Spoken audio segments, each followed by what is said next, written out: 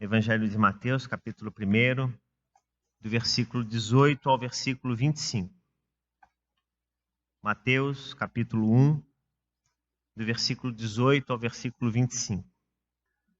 O texto bíblico nos diz o seguinte: o nascimento de Cristo foi assim.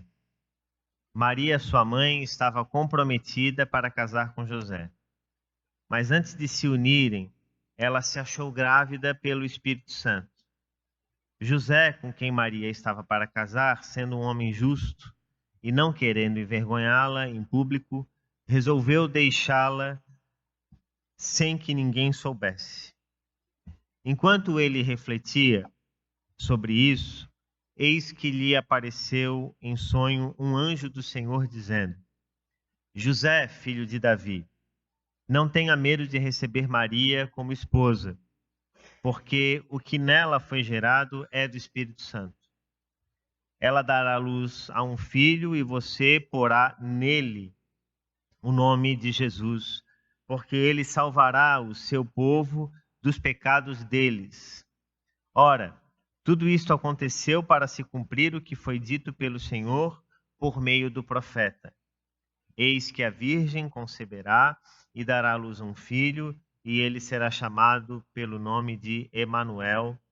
Emanuel significa Deus conosco.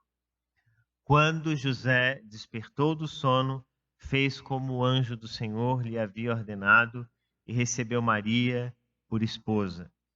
Porém, não teve relações com ela enquanto ela não deu à luz um filho, a quem pôs o nome de Jesus. O relato mais completo do nascimento de Jesus no Evangelho de Lucas focaliza Maria. No relato de Mateus, nós encontramos a figura de José. José era descendente de Davi, e nós encontramos isso no versículo 20. José, filho de Davi, não tenha medo de receber Maria. Portanto, Jesus, ele é chamado filho de Davi, não por Maria, mas por José. E ele se torna um filho de Davi, cumprindo a exigência da Escritura. Agora, algo curioso a respeito do nascimento de Jesus. José, ele é pai, como nós sabemos, e a própria Bíblia mostra, adotivo de Jesus. Porque ele não participou da geração de Jesus. Jesus foi gerado de forma divina. E aqui nós encontramos uma questão bastante importante a respeito dessa família bíblica, que é a família de Jesus. Essa semana, apareceu aí nas redes sociais a imagem de um presépio, que inclusive se tornou notícia, porque o Papa, Francisco, achou interessante a imagem e isso causou aí uma notícia bastante importante em várias redes sociais, em vários canais de notícia. A imagem do presépio clássica que nós temos é a de Maria ao lado de José, Jesus no meio, os reis magos, os pastores, os animais. E essa é a imagem clássica que nós temos. Na nossa casa lá nós temos a imagem do presépio. A Ana Luísa gosta demais. E ela, inclusive, é engraçado porque às vezes ela diz que quer brincar de presépio. Aí ela diz que agora eu quero ser Maria, tá, papai? Aí disse, tá bom, filha. E aí tem um bebezinho lá que é Jesus. E lá no prédio onde a gente mora tem um presépio também muito bonito. E toda vez que ela chega lá, eu acho que o pessoal que cuida da manutenção do prédio, às vezes não coloca na ordem certa, e aí ela chegou lá na recepção, ela se ajoelha e organiza todo mundo direitinho. De um lado aqui os pastores, do lado aqui. E dia desses ela chegou lá e a cabeça do menino Jesus estava quebrada. Nossa, ela ficou assim, incomodadíssima com aquilo, muito incomodada. Aí o que faz o papai? Compra cola, né? Vai lá na recepção do prédio, senta para colar a cabeça do pequeno Jesus, né? Que estava estragado. E aí a gente conta toda a história, né? Porque a ideia do presépio, ela é essa. Né? Não existe nada de veneração sobre aquilo, mas existe a importância do relato. Né? E a imagem que eu estava falando, que chamou a atenção essa semana, foi a imagem em que Maria está dormindo e José está com Jesus no colo, cuidando dele. Uma imagem, eu acredito, na minha percepção, perfeitamente normal. Porque quem é pai, certamente, em algum momento, quando teve filhos, fez isso pela sua esposa. Eu fiz isso uma dezena de vezes pela minha esposa. Ficar com meu filho enquanto a minha esposa está descansando. Não é? Só que essa é uma imagem que parece que, quando se põe a Bíblia, parece que é algo que, né, não encaixa muito bem. Mas por que não? É uma família. E quando você começa, então, a ler os evangelhos, você começa a se deparar com pequenos detalhes, com pequenas questões que estão postas ali no texto bíblico e que mostram o quanto a família de Jesus ela era humana. Porque nós temos, às vezes, a impressão de que o fato de Jesus ser o Filho de Deus, parece que ele não foi tão humano assim. Mas de modo algum. A vinda de Jesus ao mundo, ela significa justamente isso. Jesus, ele vem ao mundo e se torna homem para fazer parte da nossa humanidade e mostrar como que na nossa humanidade nós podemos nos aproximar de Deus. Então, se na perspectiva bíblica a vinda de Jesus ao mundo como homem não fosse importante, Jesus não teria vindo ao mundo. Ele continuaria sendo Jesus como ele era no Antigo Testamento, sem ser homem. Mas a vinda de Cristo ao mundo, ela simboliza a importância da humanidade de Cristo. Jesus, portanto, ele foi perfeitamente Deus, mas também perfeitamente homem. E ele teve os mesmos sentimentos que qualquer ser humano teve, a Bíblia nos fala, exceto numa coisa: ele não pecou. Mas Jesus sentiu dor, Jesus teve medo, Jesus pensou em desistir, Jesus teve fome, sede, cansaço, empatia pelas pessoas. Jesus teve os mesmos sentimentos que estão presentes em nós todos os dias da nossa vida. Portanto, a humanidade de Jesus ela é perfeita. E essa humanidade, ela não é manifestada apenas em Jesus, evidentemente, mas também e tanto quanto em José e em Maria. Esse relato sobre o nascimento de Cristo no Evangelho de Mateus mostra como a vinda de Cristo, a ação de Cristo, ela entra na história e como que o projeto de salvação é executado por Jesus primeiramente na vida dos seus pais terrenos e depois na humanidade. Mas por que é que isso acontece? Por que o nascimento de Cristo, esse relato, ele se torna tão importante? Observe, em primeiro lugar, nós encontramos aqui nesse texto um quadro aparentemente irreversível. Eis o primeiro ponto, versículo 18. Maria, a sua mãe, estava comprometida para se casar com José. José e Maria eram noivos. E eles estavam prometidos para casar. O casamento judaico, no tempo de Jesus, ele começava a acontecer um ano antes dos casais, ou do casal, se unir intimamente e ir para uma casa. Havia uma promessa, havia um noivado, e a partir daquele momento ali, era então iniciado o casamento. E o versículo 18 nos deixa claro que era uma situação que deveria ser irreversível. Por que irreversível? Como que uma jovem, estando prometida para o casamento, noiva, poderia ficar grávida antes mesmo de ter se casado? Olha o impacto social que isso teria numa sociedade muito mais discreta, vamos assim dizer, muito mais fechada do que a nossa hoje em dia. Então, o nascimento de Cristo, ele, claro, ele apaga essa, vamos assim dizer, esse possível problema. Mas ele nos chama a atenção para uma coisa extremamente importante. Um grande problema social estava para acontecer ali. A expressão estava para se casar mostra, indica que José, além de noivo, como falei aqui, ele estava comprometido com Maria, com a sua família, com a religião e com a sociedade. Numa sociedade muito focada no homem, numa sociedade machista, como era a sociedade dos tempos de Jesus, se uma jovem prometida em casamento, noiva, fosse achada grávida, a culpa recairia sobre quem? Sobre o noivo? Não. Sobre a noiva. Então, quem seria condenada? Quem seria julgada pelo povo?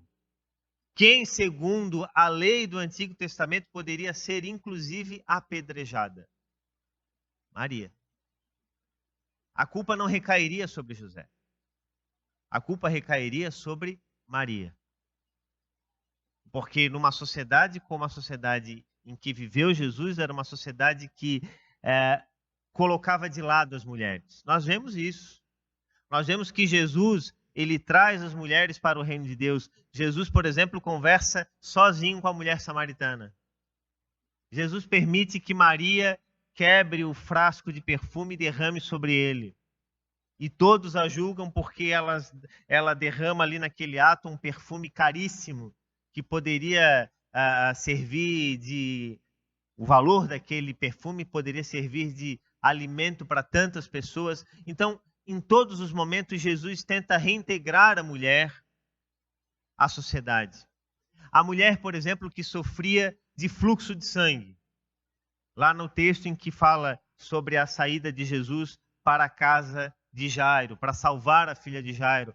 Aquela mulher que sofria de fluxo de sangue, ela já estava há anos sem encontrar salvação e solução para o seu problema.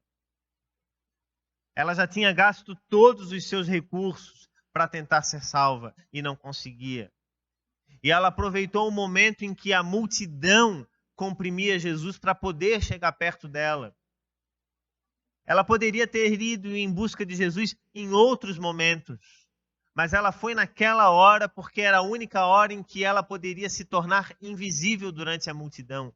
Mulheres não eram bem-vindas no contexto da religião judaica. Mulheres eram desprezadas com facilidade. A mulher que está para ser apedrejada por um grupo de pessoas, colocada aos pés de Jesus. E Jesus se levanta e diz assim: aquele que não tiver pecado, atire a primeira pedra. E todos vão soltando as suas pedras e saindo para suas casas. E Jesus pergunta para aquela mulher: mulher, onde é que estão os teus acusadores? E ela diz assim: olha, Senhor, foram todos embora, então eu não te condeno. Agora é o seguinte, vai e não peques mais. Então nós vemos que em todos os momentos Jesus tenta reintegrar a mulher à vida social da religião judaica. E agora, neste caso aqui, é importante a gente perceber o quanto seria problemático descobrir que Maria estava grávida. José tinha tudo a seu favor nesse caso. Tinha tudo a seu favor. Primeiro, porque, humanamente falando, ele não era pai de Jesus. Então, ele poderia ter simplesmente dito assim: olha, eu não sei o que está acontecendo, não sei o que é que significa isso. Portanto, não reconheço Maria, façam com ela o que deve ser feito.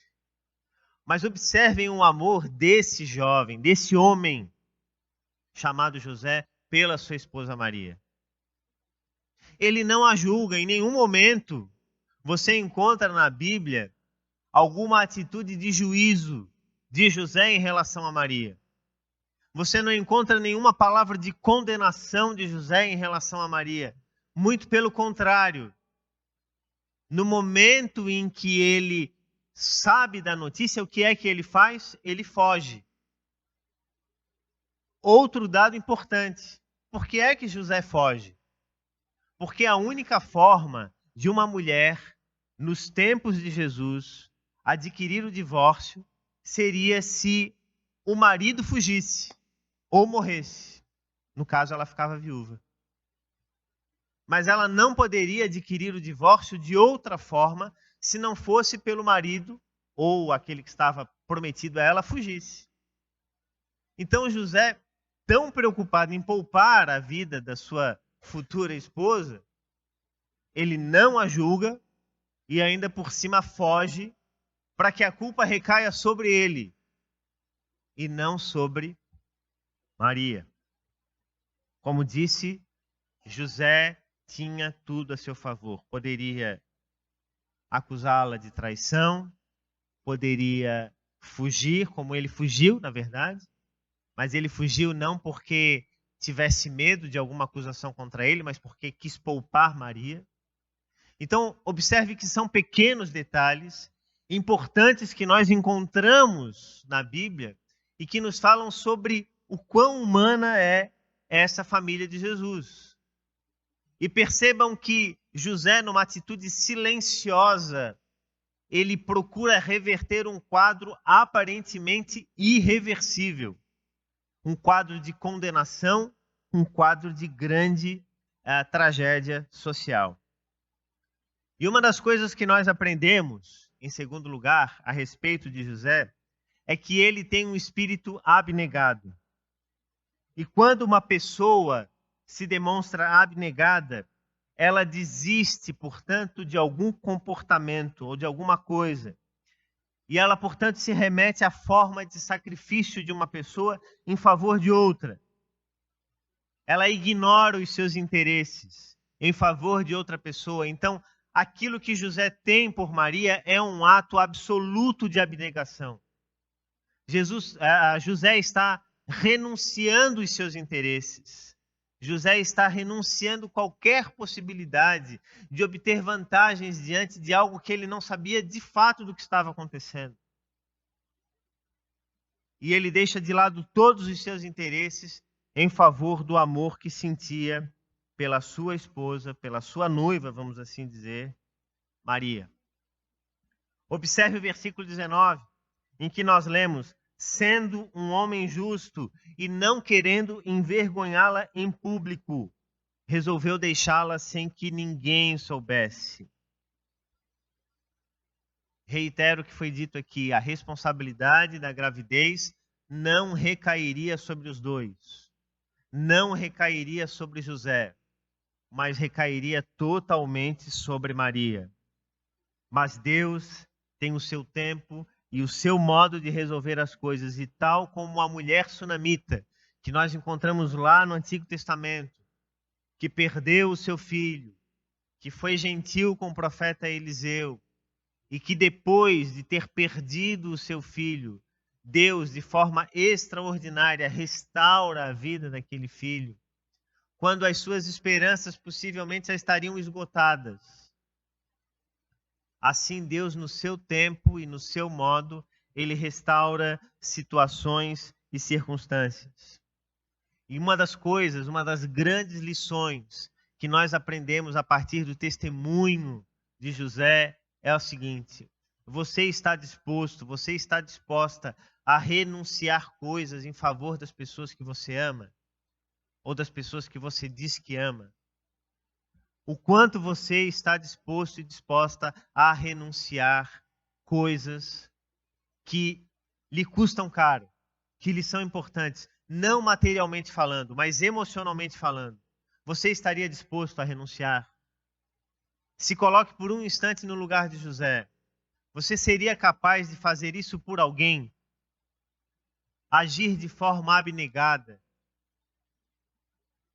para preservar a vida de alguém, trazendo a si o próprio dano em favor de outra pessoa? Será que a sociedade dos nossos tempos é uma sociedade que faz assim? Será que a sociedade do nosso tempo é uma sociedade que busca o dano próprio em favor do outro? De modo algum. Nós vivemos numa sociedade cada vez mais autocentrada, ou seja, uma sociedade extremamente preocupada consigo mesmo. O mais importante é a sua agenda. O mais importante são os seus valores, são os seus bens. Pais, homens e mulheres que querem ter filhos, que querem ter filhas, mas que não dedicam tempo para isso. Que acham que mais importante é dar uma boa condição financeira para os seus filhos do que dar a eles tempo. Que é mais importante deixar algum bem, algum valor para os seus filhos do que deixar para eles verdades importantes, absolutas, amor, compaixão, fé, vida com Deus, devoção a Deus. Tudo no mundo é circunstancial. Tudo passa. E nada do que construímos aqui nesse mundo materialmente pode ser levado daqui. A única coisa que eu e você, nós levaremos desse mundo, dessa vida, são as nossas relações. Há muita gente que pensa, né? E é talvez um equívoco antigo, né? De que as pessoas, quando chegarem lá no céu, elas não vão se reconhecer. Que as pessoas não vão se reconhecer. E a pergunta é, como é que, né, as pessoas vão se reconhecer e como que vai ser isso? Gente, se essa relação de conhecimento não fosse importante para Deus, Jesus não tinha colocado como algo tão importante na vida dos seus discípulos o relacionamento com os seus apóstolos. Quando, por exemplo, Jesus ele sobe no Monte da Transfiguração, ele reconhece aquelas figuras, aqueles personagens do Antigo Testamento, Elias, Moisés. Eles não são estranhos, eles são reconhecidos. Então, quando nós partirmos daqui, o que nós vamos levar na bagagem são as nossas lembranças. O que nós levaremos dessa vida é aquilo que nós construímos com a nossa família, com os nossos filhos, com a nossa esposa, com o nosso marido. Essas coisas é que nós levaremos para a eternidade. E Deus não haverá de suprir isso. Imagine só se nós tivéssemos tirado de nós todas as lembranças que nós temos dessa vida. Tudo aquilo que nós construímos. O amor que nós temos pelos nossos filhos. Então, o que nós levamos dessa vida não são bens materiais. Não são valores humanos, mas são valores espirituais. Valores de amor, valores de devoção, de entrega. Então, aquilo que você pode dar de mais importante para o seu filho, para a sua esposa, para os seus amigos, para os seus irmãos, é o amor. É um espírito abnegado. Se você quer dar um presente verdadeiro nesse Natal para alguém, dê a sua presença. Dê a sua vida. Mais do que qualquer presente caro que você possa dar, que daqui a 2, 3 meses já vai ter esquecido, dê um abraço na pessoa que você ama. Sente-se à mesa com ela. Sirva-lhe algo para comer. Compartilhe dos momentos da vida, porque esses passam. A nossa vida é fugaz. E tudo passa muito ligeiro. E tudo passa muito rápido. Então não perca tempo em construir coisas que, de repente, para você têm sido relevantes, mas que quando você partir, vão ficar. Construa relacionamentos, e foi isso que José fez. Ele construiu relacionamentos, ele fez pontes com a sua esposa, a quem ele amava, e com a promessa do seu filho. Observe que José não tem uma atitude impensada. O Evangelho diz, no versículo 20, que ele reflete para agir.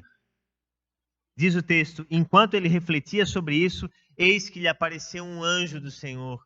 Olha que expressão importante sobre a vida de José. Um homem que não age impulsivamente. Ou se age impulsivamente é apenas em dano próprio. E nós vivemos numa sociedade que se tiver que alguém sair perdendo, que seja o outro. E não eu. Então nós precisamos resgatar o testemunho, a vida de José. Um homem que age silenciosamente. Um homem que age com amor. Um homem que age com espírito abnegado. Um homem que reflete antes de agir. A nossa sociedade é uma sociedade que com facilidade age por impulso. Nós agimos com impulso com muita frequência e podemos fazer isso em muitos momentos, falando aquilo que não deveríamos falar, dizendo ou fazendo coisas que não deveríamos fazer. Mas é importante que a gente pense antes de fazer. Pensar nas sequelas que os nossos atos podem ter. Aquilo que as nossas palavras, o poder que existe nas nossas palavras. José, diante de um quadro irreversível, age de forma abnegada. Deixa de lado os seus pré-julgamentos. Recebe a orientação de Deus. E entende que é importante refletir antes de agir. Que a vida de José nos ensine isso. Que a vida de José nos ensine a caminhar, quando for preciso, em dano próprio. Tendo espírito abnegado. E refletindo sempre antes de agir. Ame as pessoas. Veja só a segurança familiar que Jesus tem numa família como essa. Né? É até redundante dizer isso. Mas veja só a família que Jesus cresce. Olha o pai terreno, humano, que Deus dá para Jesus. Nós vamos ouvir muito pouco a respeito de José depois de tempos. Provavelmente morreu. Jesus ainda era jovem quando isso aconteceu. Mas nós temos um testemunho silencioso. Numa sociedade que gosta tanto de falar, numa sociedade que se preocupa tanto em dizer, as redes sociais estão aí para isso, todo mundo querendo dizer alguma coisa, todo mundo querendo mostrar que faz alguma coisa. José é um homem que age e salva a vida da sua família pelo seu testemunho. Que a gente possa viver a nossa vida com um exemplo como esse de José. Uma providência pontual. Que Deus nos abençoe com a sua palavra. Amém.